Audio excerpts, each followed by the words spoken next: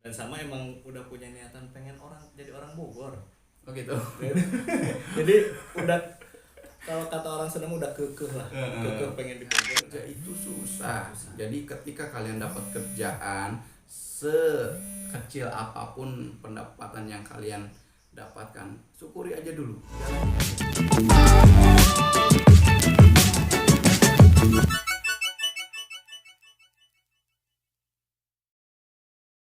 Setelah 7 hari nggak kapok kerja?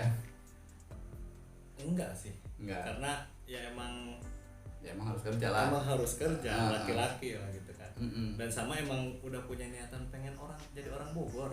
Oh gitu. Jadi udah, kalau kata orang Sunda udah kekeh lah, kekeh pengen di Bogor. Oke, jadi nyari kerja lagi di Bogor. Nyari kerja lagi di Bogor, tapi nyerah juga.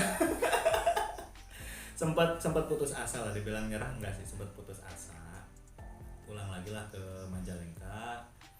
Di Majalengka ya coba cari-cari di sini, coba juga pengen coba bantu bapak juga kan di pasar gitu kan. Iya, sempat Sekali pulang ya. Sempat pulang tuh, sempat bantu-bantu sama sekalian cari kerja di sini gitu kan. Cuma ya karena mikirnya emang masih pengen ke Bogor, coba ikut juga job fair di Bandung setelah keluar dari ekspedisi gitu. Iya, yang 7 hari itu. Yang 7 hari itu Baru diingatkan. Ya.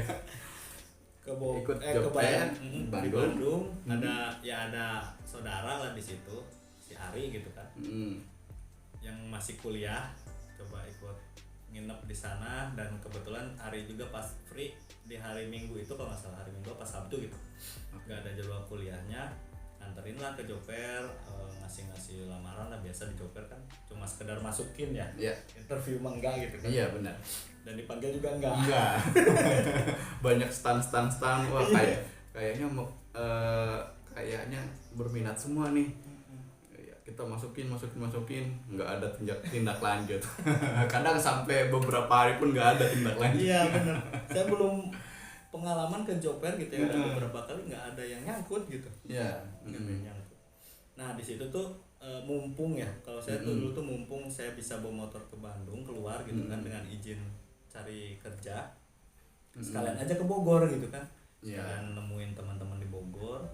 Taunya emang bener rezekinya tuh ada teman yang ngasih info gitu kan, ada lowongan kerja di masih deket kampus, gedungnya masih deket kampus dan deket gitu ya sama kosan juga dulu. Iya. Itu di di perusahaan telekomunikasi lah. Telekomunikasi, oke. Nah itu coba masukin, dan beberapa hari gitu ya, itu masih belum ada panggilan, pulanglah lagi ke Majalengka. Karena kan cuma niat ke Bogor itu, izin di rumah kan niatnya ke Bandung, jadi saya ketahuan bohong nih. Izin di rumah tuh niatnya ke Bandung, izinnya ke Bandung, ke Bogor cuma sehari 2 hari gitu kan, pulang lagi ke Majalengka. Lumayan rada lama juga di Majalengka. Udah gitu ditelepon lah sama perusahaan itu, besok harus interview. Dan itu siang hari. Udah saya bingung itu gimana caranya balik lagi ke Bogor gitu kan. Ya, alhamdulillah orang tua juga ngedukung gitu kan. Ya udah berangkat aja sekarang, siap-siap katanya gitu kan, bawa motor. Udah bawa motor ke sana. Interview,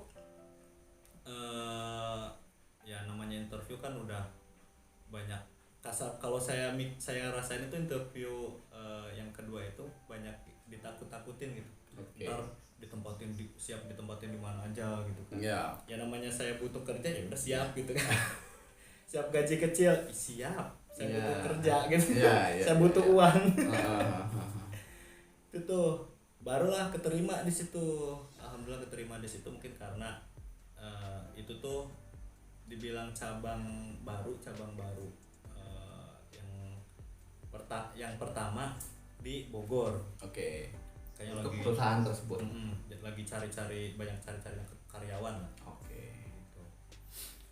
Training lah, karena emang belum ada di Bogor, training lah ke Jakarta.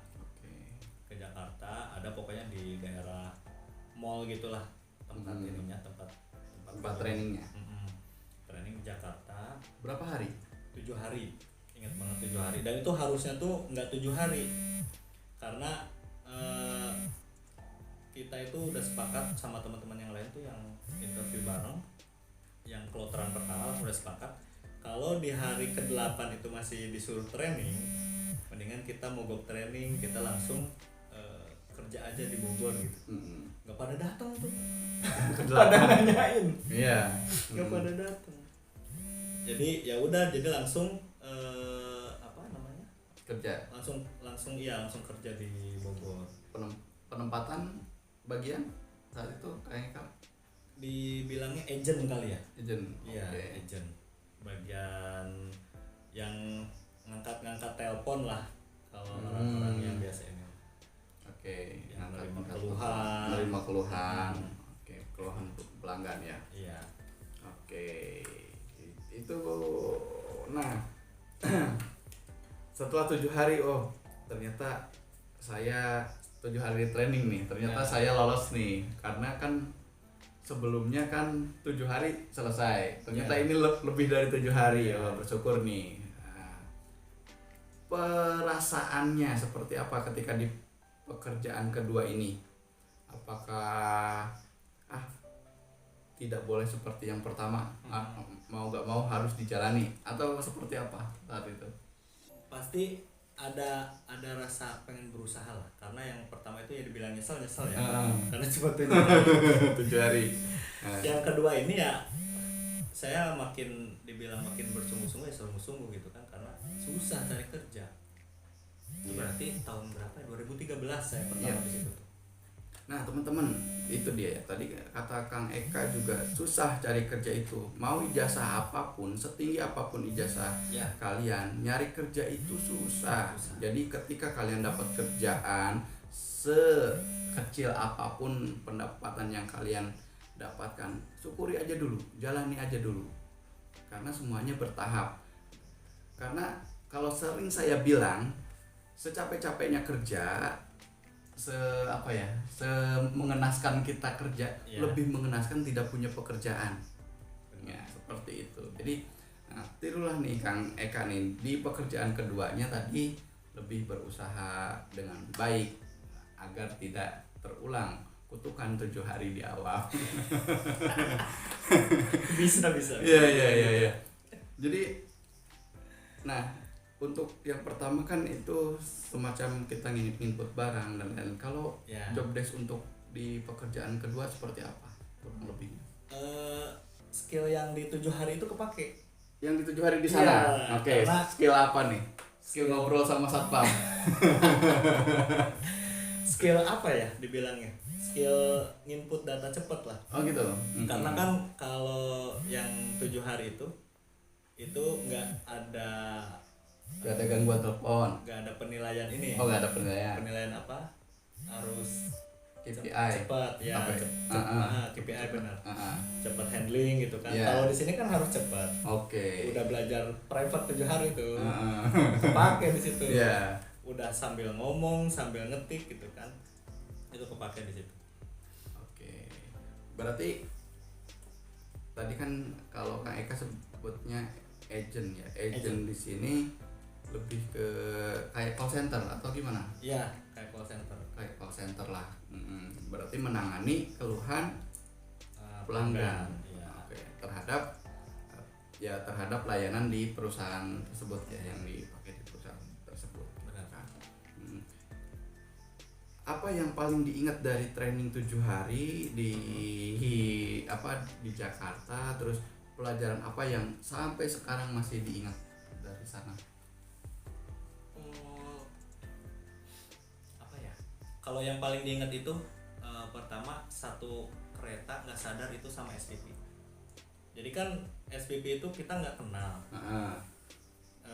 Kebetulan SPP udah almarhum ya. Itu nggak kenal. Ketemulah di stasiun. Stasiun. Bareng tuh, karena kita juga nggak tahu, taunya orang itu turun juga di situ gitu kan. Nah itu sama orang itu tuh yang paling dibilang paling berjasa karena dia yang paling ngajarin batch pertama lah, kasarnya orang-orang pertama yang kerja di situ. di dilatih mentalnya, dilatih gimana kita cara handling si customer gitu kan. Itu orang yang paling berjasa banget buat saya gitu ya, buat saya pribadi. Karena yang paling diingat itu sama kalau ada momen lucunya yaitu ada beberapa lah momen lucu teman saya parkir di stasiun. Ya. Orang itu kan kalau parkir kuncinya dibawa. Oke. Dia mau orang terlanjur kaya kayaknya. Kuncinya ditaruh di tukang parkirnya. Gitu. Wah, ini rezeki nih tukang parkirnya. Iya. Dapat motornya sekaligus kuncinya. Ya. Iya. Iya. Ibaratnya kalau kata orang Sunda, mangga kan canda gitu kan. Ya tapi balik lagi tuh. Alhamdulillah motornya masih inilah, masih amanah lah tukang parkirnya. Iya. Nah, masalah tukang parkir ada yang lucu juga nih di tempat kerjaan saya nih, waktu di retail nih, lucu nih. Ya nggak tahu sih lucu nggak sih. Yang jelas kan gitu, kelakuan konsumen, kelakuan pelanggan itu kadang memang aneh-aneh kan. Pasti. Ya. Saya itu kan itu udah ditempatin di customer relation tadi ya, di depan lah, di frontliner. Kita bisa lihat langsung ke parkiran gitu. Satu ketika orang ini si A bawa motor, dia parkir di belakang motor si B. Nah, dua motor ini sama. Motornya sama persis. Sama persis. Iya. Nah, sekilas tidak terjadi apa-apa, tapi begitu si B datang ke parkiran, dia kelimpungan. Kenapa coba? Yang dikunci gembok malah motor yang di depannya. Ini malah motor si B. Entah dia sedang mikirin apa gitu kan. Loh ini kenapa ini motor saya dikunci? Dia kan, kita kan yang menerima komplainnya. Emang Bapak nggak ngunci? Enggak. dan itu kan kita nggak tahu persis ya siapa yang ngunciin, terus dia nunggu sampai sekitar 1,5 jam sampai si A. Dan si A dengan polosnya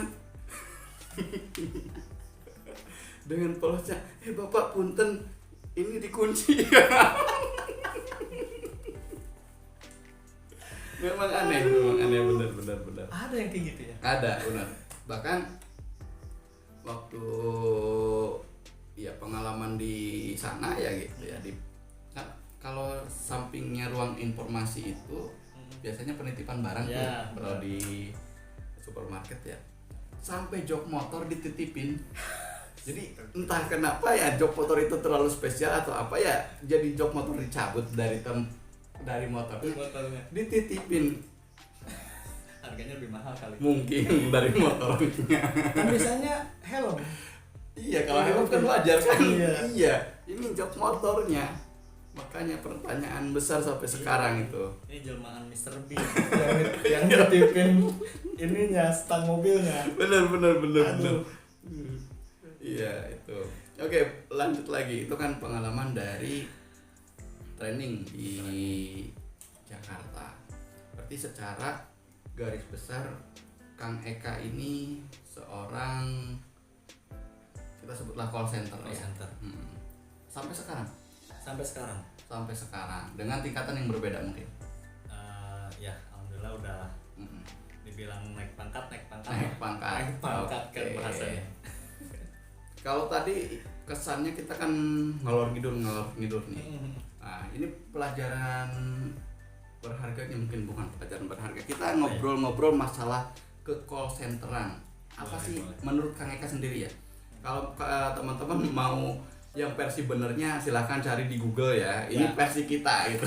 Takutnya kita salah ngomong malah disalahin kan. Bener. Ya, kalau call center versi Kang Eka itu seperti apa? Call center. Jadi kita itu dituntut untuk melayani customer yang beragam. Oke, beragam. Karena saya sendiri itu emang lebih di bagian keluhan. Karena udah banyak banget customer yang ya ada yang baik lah, ada yang call center itu ya kitanya tuh harus dituntut sabar, harus bisa gimana caranya ngomong tapi kelihatan senyum, kedengeran senyum gitu. Ngomong terdengar Senyum. Oke. Jadi terdengar ramah kayak gitu. Terus apa lagi ya? Ya itu sih. Ya, kalau pelajaran yang saya ingat dari melayani konsumen itu, koreksi kalau salah ya. Kalau Kang Eka itu kan lebih banyak via phone atau tanpa melihat ya. Kalau saya kan langsung face to face nih ketika di retail itu. Biasanya yang paling saya ingat ketika ada orang yang berkeluh kesah apapun itu, jangan sekalipun kita memotong apa yang mereka katakan, sampaikan gitu kan. Jadi sepedas apapun, sepahit apapun, ya udah biarkan mereka mengeluarkan unek-uneknya dulu. Biar kita cukup minta maaf dulu. Iya, oh begitu. Benar. Gimana tuh yang seperti itu? Benar nggak? Benar sekali. Jadi itu tuh paling, kalau kasarnya paling diharamkan lah kita memotong pembicaraan orang ya. Oke. Jadi saat orang itu lagi ngeluh lagi apa, kita potong, itu tuh malah memperkeruh ya, menambah masalah lagi. Menambah masalah lagi, customer itu malah merasa nggak dihargai. Oke. Makanya kita segimana caranya kita dibilang kalau di call center itu magic word, itu mohon maaf atas ketidaknyamanannya. Oke. Itu pasti harus digunakan lah. Karena mungkin kata-kata itu bisa membuat si customer itu jadi luluh ya. Iya. Kayak gitu. Walaupun memang tidak semua. Iya. Pengalaman banget. Iya. Iya. Hampir sama nih. Ada kesamaan di Kang Eka sama saya untuk masalah handling komplain, ya kan? Karena handling komplain baik secara langsung ataupun tidak langsung memang tidak pernah ada yang enak sebenarnya benar. Iya, karena gini, siapapun yang salahnya, gimana pun yang salahnya, itu kita menempatkan diri seolah-olah kita yang melakukan kesalahan. Bener kan? Bener sekali. Iya, jadi misalkan nih di retail ya, ada masalah di counter buah-buahan, misalkan ada quality produknya, quality control produknya ada yang kelolosan, misalkan buah yang udah tidak layak ternyata kejual misalkan. Kan itu kan kesalahan di tempat tersebut kan, di divisi tersebut, tapi gimana caranya seolah-olah itu kesalahan kita yang mengeluarkan magic word tadi ya, kata minta maaf ibu dan lain sebagainya dengan gitu kan. Dan juga ini kadang kalau teman-teman tahu ya gitu ya, untuk posisi-posisi seperti kita, seperti yang menghandling komplain ini, terkadang kita bisa sabar di tempat kerja nih, tapi ternyata ada bagian otak kita yang namanya amigdala katanya gitu ya, itu nyimpen kesalahan kita di tempat kerja dan bisa muncul di tempat lain. Pernah seperti itu? Jadi kebawa ke rumah, sering kan? Karena yang ngerasa kependem ya. Iya benar kan, karena kita tidak boleh meluapkan ke konsumen kita kan. Apalagi mah lebih face to face gitu kan. Iya. Saya masih bisa ngegerutu sebenarnya karena ada tombol yang namanya tombol mute di itu tuh di perangkat telepon itu. Tombol mute itu saya masih bisa ngegerutu ya. Masih bisa ada sedikit ngeluapin gitu. Apa sih ini customer gitu kan. Cuma ya balik lagi, kalau emang itu kependem ya pasti ada saatnya nongkrong sama anak-anak gitu. Itu pasti adalah kena semprotnya gitu. Benar. Iya. Itu pengalaman terburuk nih, keluhan apa gitu. Ini kita ngomong dulu yang dulu masih agent ya, masih sebelum posisi sekarang. Apa ya? Pengalaman terburuk paling kalau sekarang sih dibilang biasa, cuma dulu itu pas awal-awal yaitu di nama kebun binatang tuh keluar semua. Kebun binatang keluar semua ya, saya udah bener-bener naik darah gitu kan. Dan si call itu nggak mau ditutup sampai, padahal kan yang namanya proses pembetulan jaringan gitu ya, itu kan butuh proses yang nggak instan gitu kan. Sampai itu si customer nggak mau nutup call itu tuh yang paling diingat, paling paling gimana ya, kalau udah itu keputus otomatis udah paling senang gitu. Jangan sampai masuk ke saya lagi. Oke. Nah, seperti tadi kan ada call ya, ada masuk. Itu setiap keluhan itu ditanganinnya ada eskalasinya nggak? Misalkan untuk kerusakan jaringan ini bisa ditangani sama kita dalam 1 jam. Setelah 1 jam misalkan itu harus lapor ke mana? 2 jam gitu. Enggak sih, jadi kita yang malah eskalasi gitu. Kita yang eskalasi. Jadi customer itu cuma tahu tuh teleponnya ke nomor itu gitu. Dan saya yang nerima gitu, sama teman-teman saya gitu yang nerima. Kalau masalah si customer itu udah berapa kali call, udah vokal banget lah bilangnya gitu kan, ya itu kita yang eskalasi ke divisi lain kayak misalkan di bagian lapangan, kita yang eskalasiin gitu. Berarti gitu ya. Kan kalau misalkan ada di perusahaan-perusahaan tertentu ya, ketika misalkan ke call centernya udah 1 jam tentu ya, nanti disambungin ke bagian misalkan divisi IT-nya atau disambungin bahkan langsung ketika tidak bisa diselesaikan dalam waktu tertentu, bisa manajer areanya yang turun misalkan kayak gitu. Ada yang tapi berarti ini hanya kita yang kita yang berusaha buat ngekskalasiin biar cepat kelar lah. Sampai ke manajer pun dari sisi kita gitu. Dari kitanya. Berarti nggak langsung ke iya sih. Memang harusnya dari call centernya ya. Itu 24 jam. 24 jam dan seluruh Indonesia. Berapa sih? Atau dibilang kalau yang bagian saya itu banyak sih. Jadi ada yang masuk jam paling pagi itu jam 7. Paling pagi jam 7 masuk tuh, terus ada yang jam 8, jam 9, jam 11, jam 2 kalau dulu zaman agent. Itu paling siang, terus paling malamnya jam 10. Karena memang satu-satu ya atau gimana itu tuh? Satu shift itu dulu itu dibilang masih sedikit sih, 2 atau 3 orang gitu.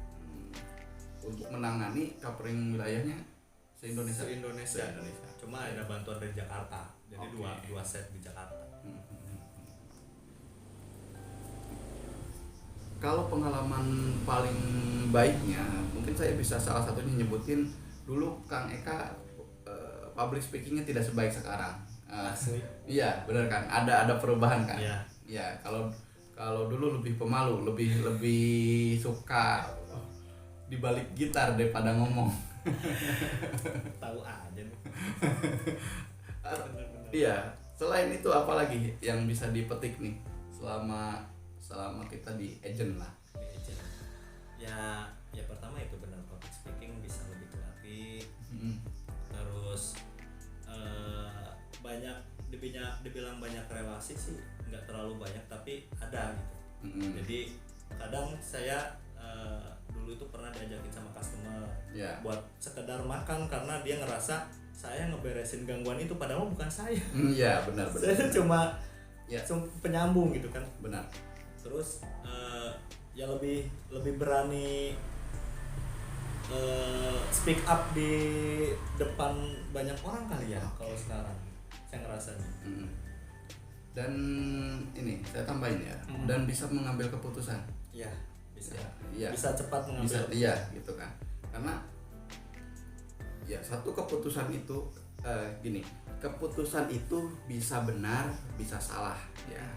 Tapi lebih salah lagi bila kita ya tidak ngambil keputusan, gitu kan. Nah, dari beberapa pelajaran tersebut merubah Kang Eka jadi Kang Eka yang seperti sekarang. Nah ya, tapi kesukaan musiknya gimana? Gak ada teman sekarang. Gak ada teman.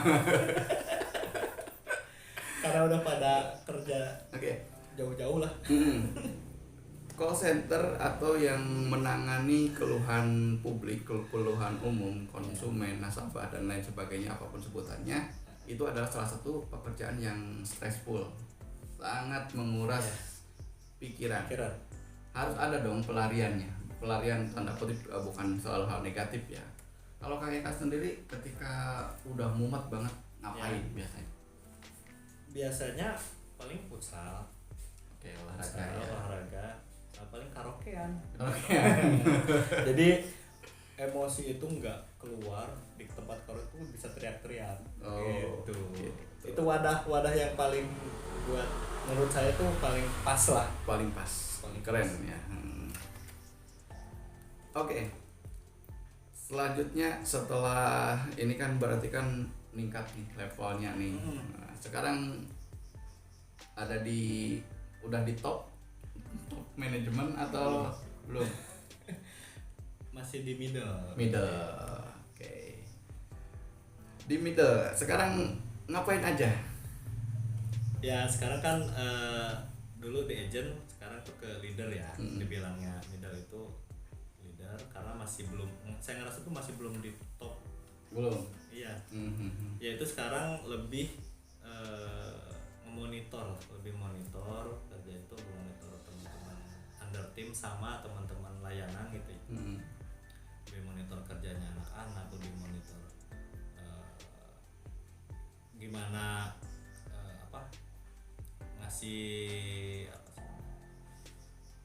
ngasih jawaban karena kalau yang nggak bisa jawab si customer itu nanya apa gitu. Oke. Lebih ke situ sih sekarang, nggak berkaitan langsung sama customernya, maksudnya nggak ngobrol langsung. Berarti ada apa sebutnya, staff kita ya, staff ya. bawahan kita ya gitu ya, staff kita yang nanti menyampaikan ke kita gitu ya, melaporkan ya. Jadi sekarang jadi pemimpin lah untuk meskipun hanya lingkupnya beberapa orang. Gimana rasanya? Rasanya bebannya berat ternyata ya pemimpin. Kita harus bener-bener gimana ya? Dibilang adil ya harus adil ke semua orang, karena kan nggak 1-2 gitu yang dipegang gitu ya. Benar. Sekarang tuh kalau yang sekarang itu 17 orang. 17 orang itu kita harus memahami karakter ke 17 orang itu. Karakternya kayak gimana, terus kebiasaan dia kerja kayak gimana. Kan saya juga ngerasain di agent itu ya, dibilang pernah bandel gitu kan, biar nggak dapat call saya harus gimana gitu, cheating lah kalau kata anak-anak tuh cheating. Nah itu tuh harus bener-bener tahu anak ini kayak gitu nggak, terus anak ini kemudian nggak. Itu tuh yang dibilang bebannya itu sama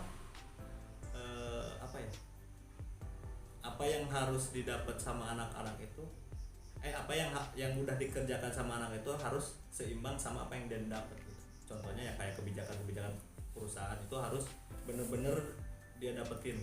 Oke. Itu kan tanggung jawab saya tuh biar anak-anak itu ya dibilang sejahtera lah.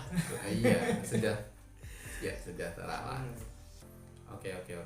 Berarti kalau disimpulkan nih, makna memimpin itu apa? Versi Kang Eka, balik lagi kalau mau versi benar cari di Google ya.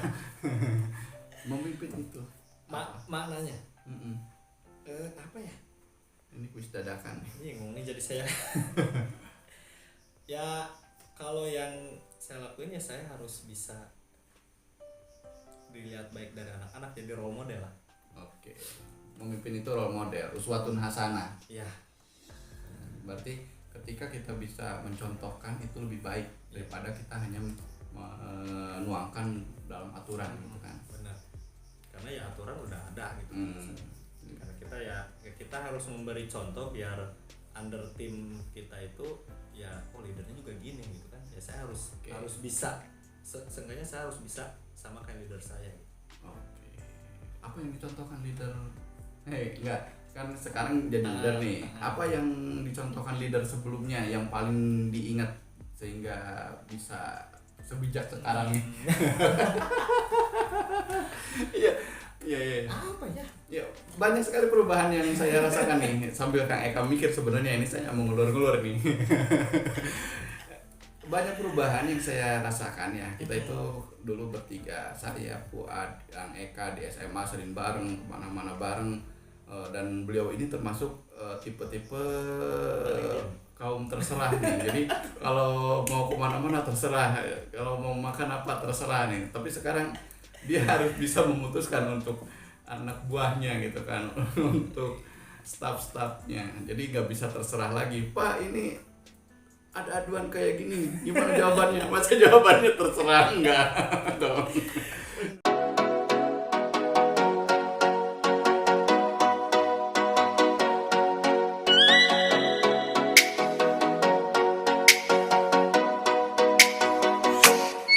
Oh, let me up with a bright smile on now. Put me in the dark, so won't get lost now. To the moonlight, eyes you, Maria right now.